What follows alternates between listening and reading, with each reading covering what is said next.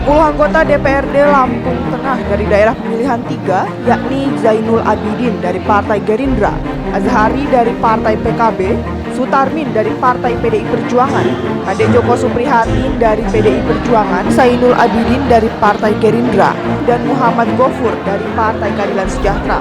Kemudian Muslim Ansori dari PKB, Ibu Revi Feruzi Armanda SH dari Partai Gerindra, Haji Umar dari Partai Golkar, Dian Febriano SH dari Partai Nasdem, dan Tony Sasrajaya SHMH dari Partai Demokrat. Dari ke-10 anggota DPRD Lampung Tengah dari Dapil 3 tersebut bersepakat akan mencarikan solusi permasalahan yang terjadi di Dapil 3 ini, yang kedepannya akan diperjuangkan di tingkat Kabupaten Lampung Tengah. Menjadi sebuah kewajiban mengadakan reses guna menjaring aspirasi. Demikian disampaikan Sutarmin, anggota DPRD dari Dapil 3 saat mengadakan reses yang dipusatkan di Balai Kampung Watu Agung, Kecamatan Kalirejo pada Senin 6 Maret 2023.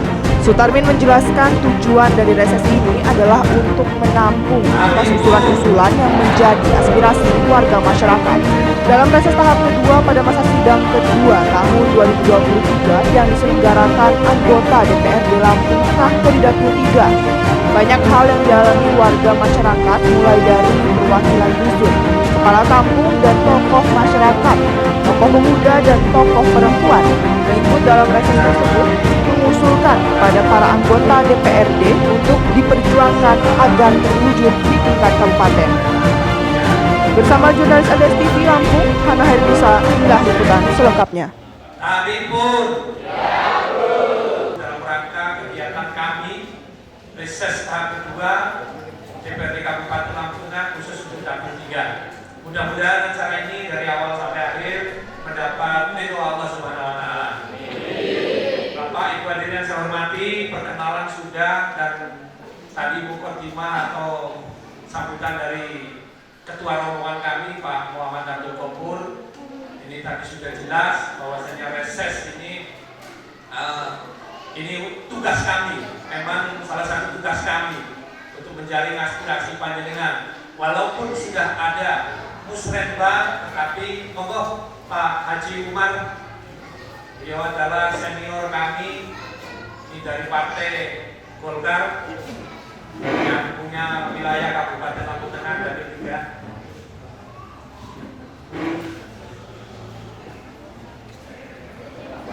Yang punya bupati lah intinya kayak gitu. Bapak Ibu hadirin yang saya hormati secara lanjut ya Bu ya Pak. Jadi reses kita memang kewajiban kami untuk datang ke dapil kami untuk menampung aspirasi atau usulan-usulan apa yang diusulkan nanti. Karena usulan tersebut di samping melalui musrenbang, kami juga punya hak untuk menjaring aspirasi bapak-bapak, ibu-ibu.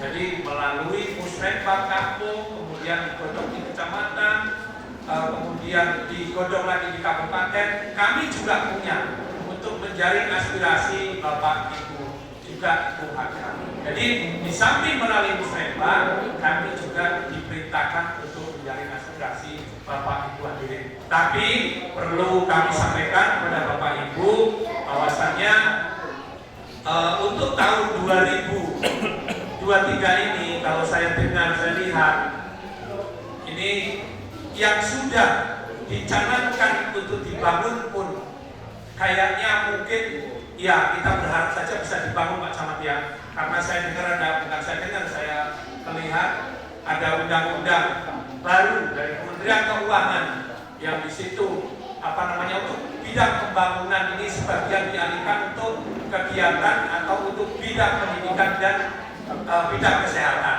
Jadi kita berharap mudah-mudahan yang sudah ditetapkan untuk dibangun di 2023 ini tidak tercoreng atau tidak dievaluasi. Mudah-mudahan Bapak Ibu. Nah, pada pagi hari ini kita datang ke sini seharusnya 10, tapi ini sudah maksimal ya Pak Camat. Mudah-mudahan nanti ada yang usul dan lagi kita menjaring. Silakan Bapak Ibu, apa yang perlu disampaikan, diusulkan kepada kami, jangan cuma bidang infrastruktur. Kalau perlu ada bidang-bidang yang lain, baik itu bidang pendidikan, kesehatan, atau mungkin bidang pertanian, monggo. Karena rata-rata kalau saya reses itu yang ditanyakan, yang diminta untuk bangunan jalan. Seperti itu kan ya Bu ya? Tapi apalah daya, lampu kena. Mohon maaf sekali lagi. Jadi silakan Bu, mungkin yang bisa tercover nanti bisa diusulkan melalui tadi sudah sepakat kami orang bersepuluh untuk kita usulkan agar supaya skala prioritas yang mana itu bisa kita bawa aspirasi kita kepada di Kabupaten Lampung Tengah. Tentunya itu. Monggo Pak, saya persilakan kalau ada usulan baik dari ibu-ibu atau bapak-bapak, tokoh masyarakat atau kampung, monggo silakan. Saya persilakan untuk 3 orang pertama penanya. Monggo silakan. Nama saya Rosid Pak. Nama saya Rosid dan kepala dusun 8. Ini di sini saya Pak mau melaporkan mewakili dari dusun saya pribadi dan mewakili dari dusun-dusun yang lain yang ada di Kampung Watulagung ini Pak. Yang pertama yang saya usulkan Pak, yang jelas semaksimal apapun saya kerja sebagai kepala dusun di Kampung Watulagung, kalaupun jalan fisik jalan poros Watulagung ini tidak dibangun Pak, tetap jadi sorotan masyarakat banyak Pak. Disangkanya kita tetap nggak bekerja Pak, nggak ada usulan-usulan ke Bapak anggota Dewan. Yang jelas selama ini saya juga selama 3 tahun ini kemungkinan Bapak Triadi juga udah banyak mengusulkan untuk pembangunan jalan di jalan poros ini Pak sampai Pabrik Aji. Ya begitu-begitu aja Pak, dari sekarang belum ada realisasi. Dan terus saya ingin juga mengusulkan yang ada di dusun saya Pak. Yang pertama itu Pak, TPT dekat Masjid Nurul Hidayah itu Pak, yang kemarin yang dulu pernah difoto-foto saya juga itu kemarin sudah longsor lagi Pak karena tergerus air hujan. Dan banyak lagi Pak bangunan-bangunan di situ yang belum disentuh, yaitu sambungan orderlah, TPT jalan makan, terus ngapet Pak yang tembus ke jembatan perbatasan Agung Timur dan Kampung Watulagung. Itu usulan saya Pak. Dan kemungkinan lagi banyak usulan dari bayang-bayang yang lain yang telah hadir di sini, kemungkinan ibu bapak juga yang mengusulkan di dusunnya masing-masing. Saya mohon Pak agar bisa dipelajari Pak. Memang perlu sekali untuk pembangunan yang ada di Kampung Watulagung itu Pak. Mungkin hanya itu saja Pak yang bisa saya sampaikan. Kurang lebihnya saya mohon maaf, saya akhiri. Wassalamualaikum warahmatullahi wabarakatuh. Nama saya Subagin Pak. Subagin. Ini kami mewakili dari masyarakat Kampung Watulagung Pak. Nah ini untuk hotbit di dusun 345 Pak. Nah itu harapan dari kami itu udah ada, yaitu sekitar 750 meter itu kemarin sudah terlaksana. Nah itu untuk program lanjutan. Nah itu dari dusun 4 ke dusun 5 karena jalan itu Pak cukup parah Pak. Rusak dari buka Kampung Watulagung itu belum pernah tersentuh Pak. Itu baru tersentuh sekitar 750 meter itu untuk anggaran tahun 2023 kemarin Pak. Nah ini juga dari bidang pertanian Pak. Kami dari masyarakat Watulagung untuk pertanian. Nah ini untuk masalah pupuk Pak, bukannya nggak ada sebenarnya ada. Tapi itu keterlambatan. Karena masyarakat Watulagung mayoritas 85% petani jagung Pak. Kemarin jagung udah ditanam, mau melakukan pemupukan itu terlambat pemupukan Pak. Akhirnya untuk mendapatkan hasil yang mumpuni, akhirnya itu tidak mencapai ke situ Pak. Nah itu untuk di bidang pertanian Pak. Ya mungkin nanti itu ada dari usulan dari teman lain, ya hanya itu Pak yang kami sampaikan.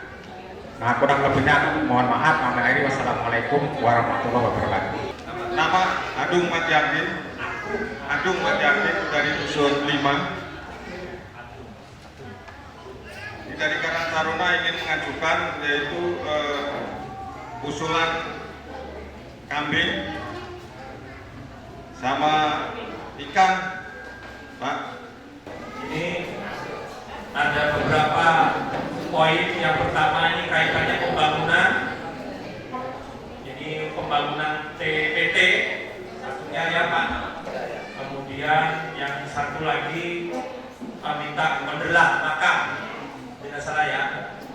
Kemudian ya jalan poros. Kemudian untuk yang dari Pak Subatin ini ada juga kaitan pembangunan hotmik lanjutan Dusun 3. Ini sebenarnya dari teman-teman semua yang ada 10 saudara-saudara kita yang ada di dapil 3 ini bidangnya masing-masing sebenarnya ada di komisi masing-masing. Tapi apa salahnya nanti Pak Gubernur juga semuanya sama Pak Saiful karena dia senior. Ini untuk bidang pembangunan hotmik dan Onderland dan TPT. Kemudian kaitan tadi pertanyaan dari Pak Subatin, pupuk, kemudian Pak Agung usulan untuk kambing dan ikan, ini Karang Taruna. Sebelum saya jawab dulu, saya kalau bisa saya jawab dulu ya Pak. Jadi yang untuk kaitan usulan dari Pak Agung tentang usulan ternak, ini saya mau tanya dulu Pak, sudah ada badan hukumnya belum? Karang Taruna. Kelompoknya sudah ada badan hukumnya belum? Belum, Pak. Wah, itu dibentuk dulu kelompoknya Pak. Kemudian dibikin apa namanya legalitas notarisnya. Karena pemerintah Kabupaten Lampung Tengah tidak mungkin akan menggelontorkan anggaran kepada kelompok yang di situ memang belum ada legalitas badan hukumnya Pak. Mungkin kalau secara pribadi mungkin ada, mungkin dari Pak Kade Joko atau mungkin dari Pak Gopur, ini mungkin kalau pribadi ada. Cuman kalau untuk memohon kepada pemerintah tentunya harus ada legalitas badan hukumnya Pak. Silakan dibentuk dulu Pak, bikin kelompok, kalau kelompoknya sudah ada diajukan ke notaris agar supaya legalitas badan hukumnya jelas. Dan kemudian diusulkan sulit proposal. Kebetulan kami yang membidangi ada di Komisi 2 ini Pak, bidang peternakan, perikanan, dan pertanian. Insya Allah bidang kami yang ada di Komisi 2. Kemudian kaitannya yang kaitan pupuk Pak, memang kalau berbicara pupuk ini ya enggak dijawab. Kita harus menjawab. Kalau dijawab juga memang seperti ini keadaannya. Subsidi dari pemerintah ini dikurangi Pak. Ada pengurangan subsidi, bukan karena Pak Jokowi. Jadi karena kebutuhan Pak, yang jelas kebutuhan, sehingga subsidi pupuk ini dikurangi. Tetapi Pak, kayaknya di tahun 2023 ini Pak Camat ya, ada penambahan kayaknya. Saya di Kecamatan Sidagung ada sedikit penambahan sebenarnya Pak. Cuman kadang-kala memang kita terkendalanya dikala pupuk itu datang, kelompok yang seharusnya menebus kadang-kala nggak cepat-cepat nebus. Nah, sehingga terkendala akhirnya kelompok karena harus ada perputaran di kelompok tersebut harus menebus kembali, sehingga pupuk yang di situ mungkin digunakan untuk kegiatan kelompok yang lain. Nah ini maka dari itu saya kalau boleh saya memberikan saran, dikala memang pupuk itu sudah diberikan informasi untuk ditebus, sebaiknya ditebus dulu, dicelengi celengan gitu. Nah itu tentunya kita tidak akan saling menyalahkan antara dinas dan mungkin kelompok, kita tidak perlu saling menyalahkan. Bagaimana kita mensikapi? Jadi paling tidak begitu ada informasi pupuk harus ditebus, ini memang harus cepat-cepat ditebus sehingga tidak dialihkan ke yang lain. Dan yang perlu Ibu Bapak ketahui, memang di situ ada pengurangan subsidi untuk pupuk. Kalau di wilayah lain memang ada pupuk yang bukan subsidi, memang ada, cuman memang luar biasa memang harganya. Kalau bisa sebenarnya dapat subsidi semua ya Pak ya, karena mayoritas apa warga kita khususnya di dapil 3 adalah pertanian.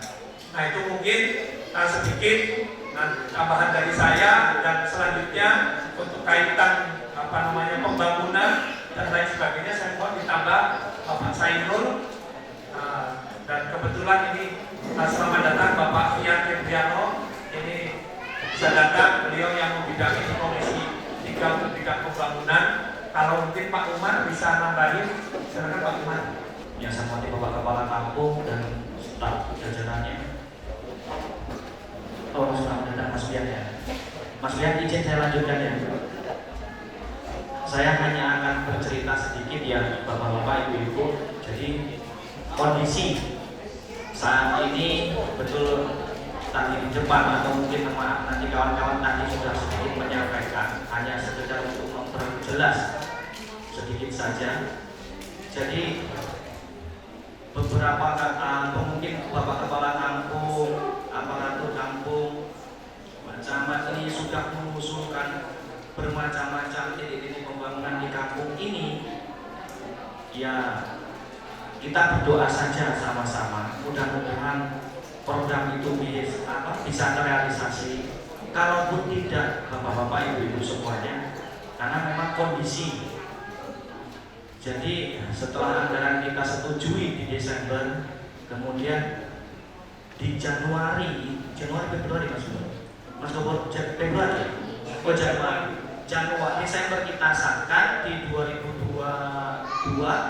Januari 2003 itu keluar Peraturan Menteri Keuangan 212. Peraturan Menteri Keuangan 212 ini yang mengevaluasi anggaran kita untuk mengalokasikan anggaran yang sudah kita tata di dinas-dinas di Lampung Tengah ini, termasuk mungkin di situ ada usulan bapak-bapak, ibu-ibu yang mungkin tidak bisa terakomodir lagi. Karena apa? Karena difokuskan untuk pendidikan dan kesehatan. Itu lumayan besar Pak. Jadi Bina Marga, pengairan dan perumahan begini ya, itu tinggal sisanya 25 miliar. Padahal sebelumnya Bina Marga itu udah ada 150-an.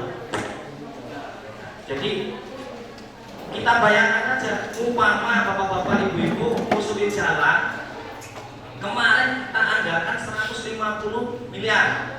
Nah sekarang ini tinggal 25 miliar, ini dibagi 3. Bina Marga, pengairan, sama perumahan dan pemukiman.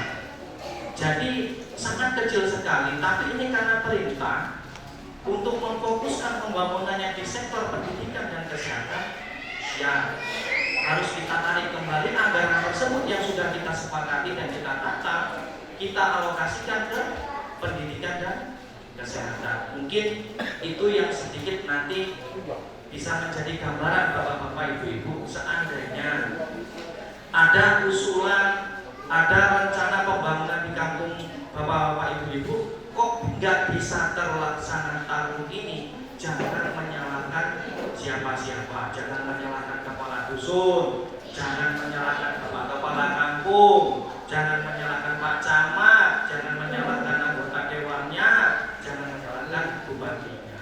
Jadi karena ini perintah dari pusat, ya kita harus menyadari. Mungkin itu saja sedikit yang barangkali saya akhiri. Wassalamualaikum warahmatullahi wabarakatuh. Silakan Pak, Bu. Ya, monggo. Izin untuk sesi kedua, kami persilakan 3 penanya. Kami persilakan Bu. Silakan, ini dipandu gantian sama Pak Asali. Nama saya Minani dari Dusun 10. Saya mau tanya Pak, bisakah warga masyarakat yang belum punya KIS bikin KIS gratis? Itu aja Pak, makasih. Assalamualaikum warahmatullahi wabarakatuh. Yang saya hormati, nama saya Lamono. Saya mengusulkan karena di khususnya Bangunrejo, Kalirejo, mungkin sedang laku ini belum ada SMK, sekolah menengah kejuruan yang negeri, Pak. Harapannya kalau masyarakat sini anak-anak sekolah ini pasti ke Pringsewu ataupun ke Metro. Harapannya bisa dibangunkan SMK Kejuran yang gede, entah nantinya di Bangunrejo ataupun Kalirejo ataupun di Sendang. Harapannya begitu. Mungkin itu aja dari kami. Yang lain monggo. Ini ada dua penanya ya untuk sesi kedua ya, dari Ibu Minarti dan dari Bapak Lasmono. Yang satu kaitan apa bisa yang belum punya KIS bikin KIS gratis? Bikin KIS gratis ya. Nah ini urusannya Pak Camat sama Pak Lurah ini kayaknya. Atau Bu Neti yang membidangin. Pak Camat yang jelas Pak Camat sama Pak Lurah. Kemudian kalau untuk SMK ini sebelum dijawab tentunya kita juga perlu tanya, sudahkah ada calon untuk lokasi bangunannya Pak? Belum. Nah itu Pak, pemerintah itu membangun itu harus sudah ada lokasi yang mau dibangun, karena pemerintah tidak mungkin akan menyediakan tanah. Tanah itu harus ada dulu, baru kita usul ke pemerintah supaya dibangunkan. Karena tadi disampaikan Bapak sangat urgent tentunya kan. Kenapa anak-anak kita harus sekolah ke lain kabupaten kalau memang di sini memang sangat membutuhkan. Ayo Pak, bareng-bareng Pak, kalau seperti itu. Jadi sediakan tanah dulu tentunya Pak. Nggak mungkin pemerintah akan membangun itu belum ada lokasi tanahnya. Dan tanah itu statusnya juga harus jelas. Setelah ada tanah, dan itu tanah juga harus dihibahkan. Sedikit tadi keterangan dari Pak Tarmi, Pak Gopur, sama Pak Camat. Pertanyaan saya pertama, di sini ada pendamping PKH tidak? Tidak hadir. Operator hadir? Tidak. Ini seharusnya bagusnya pertanyaan KIS tadi. KIS itu didapat kalau salah satu syaratnya sudah terdaftar di DTKS. Itu ya. Syarat masuk ke DTKS itu salah satunya harus terdaftar juga di PKH. Kenapa harus terdaftar di PKH? Kenapa harus terdaftar di PKH? Karena orang itu mampu atau tidak terkaitannya di situ. Jadi kalau belum terdaftar, bagaimana mau maju ke pusat? Tadi sudah bagus sekali ada Pak Camat bilang satu perusahaan atau rumah sakit akan memberikan dan CSR, itu sangat bagus sekali. Nah kalau itu artinya peran aktif kepala desa atau Pak Lurah. Tapi saran saya lagi, biar kita terkena efek domino atau permasalahan lanjutannya, lebih baik daftarkan dulu tadi di DTKS. Ya sekali lagi, masalah KIS itu, masalah KIS tadi bicara sekolahan, memang benar Pak Gopur, memang benar permasalahan itu benar kata Pak Gopur. Kalau masalah SMA itu provinsi, ranahnya provinsi. Pertanyaannya bisa tidak sih melalui kabupaten? Bisa saja kita ikut membantu, ikut mendorong. Bapak-bapak, ibu-ibu di desa sini, ada tidak anggota dewan dari Kalirejo sini? Dari kampung sini ada nggak anggota dewannya? Ada ya? Datang saja nemuin solusi, minta saran. Pak Asari ada. Minta saran, jangan malu-malu, jangan sungkan-sungkan, jangan berpikir saya kemarin nggak nyoblos Pak Asari dan sungkan, jangan. Sekarang Pak Asari, Pak Pian, semua yang ada Kalirejo anggota dewan semua. Dia tidak melihat bendera, dia tidak mewakili partai. Anggota dewan sudah lepas dari partai. Jadi jangan sungkan-sungkan Bapak-bapak.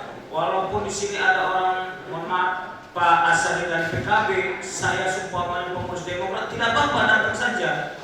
Atau pengurus PDI, datang saja ke Pak Asari. Kalau umpamanya Pak Asari tidak terima, WA saya Bu, SMS saya Bu, nanti saya ajak ngopi Pak Asari. Nggak ada apa-apa, nggak berani saya mau Pak Asari. Takut. Ya, sekali lagi, warga sini, masyarakat khususnya Kalirejo, tahun ini tahun politik. Tahun ini tahun politik, pemilihan 2024 tahun ini mulai banyak gerilya. Saran saya asli orang Trimurjo, ujung sana, kita cari anggota dewan yang benar-benar putra yang dilahirkan dari sini, dari bapak-bapak ibu mudah untuk komunikasi. Tapi kalau ada saudara, ada teman, yakin kita bisa mewakili bapak-bapak, nggak apa-apa ya, bukan orang Kalirejo. Ya, tadi sedikit tambahan dari saya. Oh ya, tuh, tadi usul-usul tadi ke kabupaten bagus. Yang lebih bagus kalau di sini ada anggota dewan dari provinsi. Nah, saudara saya punya anggota dewan dari provinsi. Walaupun beda partai tidak apa-apa. Yang penting Pak Gopur bisa mewakili masyarakat, bisa mewakili warga banyak untuk semua kegiatan provinsi. Kalau saya sendiri kalau di Sastra Jaya fraksi Demokrat, konsentrasi di hukum, konsentrasi di masalah hukum. Apabila bapak-bapak, ibu-ibu ada masalah hukum apapun, boleh WA saya, SMS saya, tanya ke Pak Lurah. Hampir semua Pak Lurah Kalirejo ini tahu nomor WA saya. Kalau ada masalah hukum apa saja seperti tadi, permasalahan tentang KIS, BPJS, dipersulit dan sebagainya, atau masalah pidana, perdata, WA saya, SMS saya. Insya Allah saya akan respon, insya Allah akan saya kasih solusi yang terbaik. Ya mungkin itu sedikit tambahan dari saya. Mohon maaf saya terlambat. Mudah-mudahan apa yang saya sampaikan dapat membantu, dapat menyelesaikan semua masalah-masalah kita. Saya ini Assalamualaikum warahmatullahi wabarakatuh. Urusan jalan sudah clear, urusan pupuk sudah, urusan kabik sudah, urusan KIS sudah. Jadi sudah semua dong. Urusan kantong ya. Kalau urusan kantong serahkan sama Mas Dian. Baik, mudah-mudahan pertemuan siang hari ini membawa keberkahan untuk kita semua. Insya Allah kita tidak main-main dulu. Insya Allah 10 anggota dewan sudah turun ke Kampung Waluagung. 3 item tadi insya Allah nanti kita sama-sama menginventarisir lah. Mudah-mudahan tidak jadikan sebuah janji, tapi mudah-mudahan dapat terrealisasi di Kampung Waluagung. Itu saja mungkin tidak lengkap rasanya kalau belum di closing oleh Pak Kade Joko. Ya, kita sudah semua ini sudah clear, sudah semua. Intinya mudah-mudahan Kampung Waluagung menjadi kampung yang baldatun thayyibatun wa rabbun ghafur. Terima kasih. Wassalamualaikum warahmatullahi wabarakatuh.